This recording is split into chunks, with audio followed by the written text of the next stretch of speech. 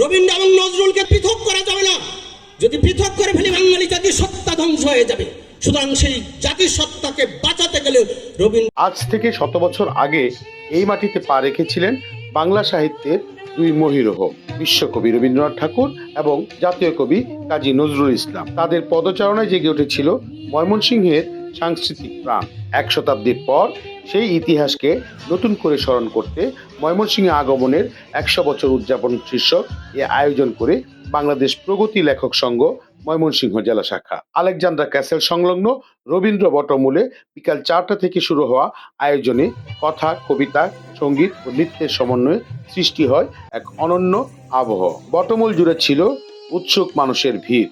ইতিহাসকে ছুঁয়ে দেখার এক নীরব আকাঙ্ক্ষা যেন ছড়িয়ে পড়ে পুরো প্রাঙ্গণে। এই প্রথমবার এরকম প্রোগ্রাম করা খোলা মঞ্চে, হ্যাঁ, তারপর এত সুন্দর পরিবেশ। আর রবীন্দ্র, তারপরে নজরুল, এইসব তো আমাদের প্রতিনিয়ত আমরা বলে থাকি, পড়ে থাকি। তাদের গানে নাচ করলাম বা কবিতা পাঠ করলাম, যাই হোক আমাদের ভালো লাগে আর কি। রবীন্দ্রনাথ ঠাকুর এবং কাজী নজরুল ইসলাম তো বলা যায় বাংলা যে গানটা আছে তার একটা ভিত্তি তারা করে গেছে। তাদের যে উদযাপনে এত একটা অনুষ্ঠান ধরে রাখা হয়েছে, এটার মাধ্যমে বর্তমান প্রজন্ম, পূর্ব প্রজন্ম থেকে উত্তর প্রজন্মে এগুলো হচ্ছে তারা জানতে পারতেছে যে আগে এসেছিল তারা এখানে, তারা কি কি করতেছিল। এটা আসলে অনেকটা কৌতূহলের বিষয়। অনেকে কৌতূহল বশত হয়তো আজকে জানা শুরু করবে এবং তারাই হয়তো ভবিষ্যতে আরো ভালো কিছু করবে, এখান থেকে হয়তো অনুপ্রেরণা পাবে। সুতরাং এটা আসলে আমার মনে হয় চালিয়ে যাওয়া উচিত, এবং আর আমরা সবাই যদি সহযোগিতা করি তাহলে এটা আরো বড় পরিসরে করা সম্ভব।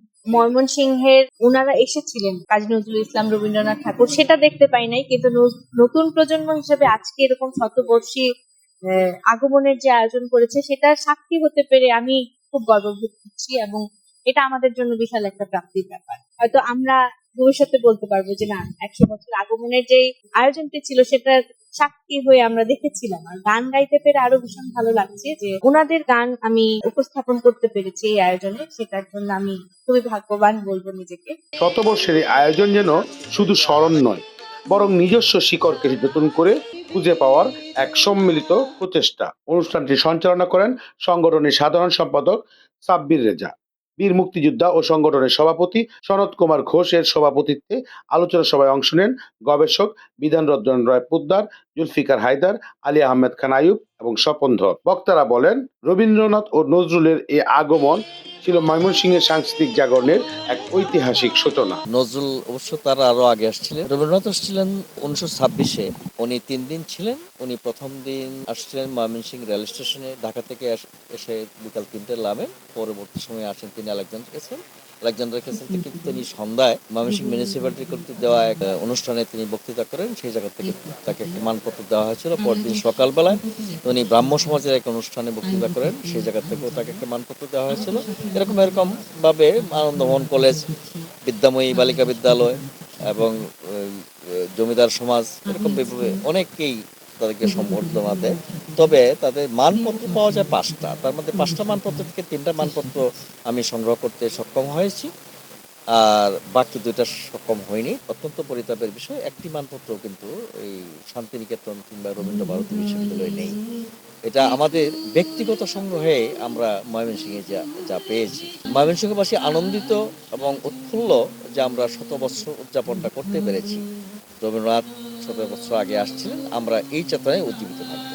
আনন্দমোহন কলেজে এসে যে বক্তৃতা তিনি করেছিলেন সেটা পরবর্তী পর্যায়ে তার রচনাবলিতে মুদ্রিত হয়েছে। রবীন্দ্রনাথ একবারই এসেছিলেন ময়মনসিংহে, কিন্তু বিশ্ব সাহিত্যের মানুষ এবং বিশ্ব জনীনতা, মানবতা এবং জীবন বোধকে তিনি যেভাবে উদ্বোধিত করতেন, সেই প্রেরণা সবসময় আমাদের অনুপ্রাণিত করে। এই থিসিস ট্রেনিং কলেজের এই বটবৃক্ষের তলা অত্যন্ত স্মৃতিময়। আশা করি এই যাত্রাটা অব্যাহত থাকবে এবং ময়মনসিংহ সংস্কৃতি শহর, এই শিল্প সাহিত্য সংস্কৃতির এই শহর সাংস্কৃতিক চেতনায় আরো বেগবান হবে, এই প্রত্যাশা করছি। আজকে আমাদের যে এখানে অনুষ্ঠিত হচ্ছে সেটা হলো রবীন্দ্রনাথ এবং কাজী নজরুল ইসলামের 100 বর্ষ পূর্বে ওনারা এখানে এসেছিলেন, ময়মনসিংহ আগমন করেছিলেন। তাদের স্মৃতির জন্য, স্মৃতির উদ্দেশ্যে আজকের এই অনুষ্ঠানটি আয়োজন করেছি। পাশে আলেকজান্ডার ক্যাসেল, এখানে রবীন্দ্রনাথ ছিলেন এবং ময়মনসিংহ বিভিন্ন জায়গায় উনি ভ্রমণ করেছেন, দিয়েছেন। আলোচনার পাশাপাশি স্থানীয় শিল্পীদের পরিবেশনায় রবীন্দ্রসঙ্গীত, নজরুল গীতি এবং নৃত্য অনুষ্ঠান যোগ করে ভিন্ন মাত্রা। কবিতার পংক্তিমালায় মুখরিত হয়ে ওঠে রবীন্দ্র বটবল প্রাঙ্গণ। আয়োজকদের মতে এই আয়োজন ময়মনসিংহের সাংস্কৃতিক আত্মাকে জাগিয়ে তোলার এক প্রয়াস। সাহিত্যপ্রেমী এবং সাধারণ মানুষের স্বতঃস্ফূর্ত অংশগ্রহণে শতবর্ষের এই আয়োজন পরিণত হয় এক প্রাণবন্ত মিলন মেলায়। ময়মনসিংহের এই ঐতিহাসিক বটমূল যেন আজ আবার সাক্ষী হলো সেই শতবর্ষ আগের স্মৃতি। মোহাম্মদ আবুল মনসুর, আমগর বার্তা, ময়মনসিংহ।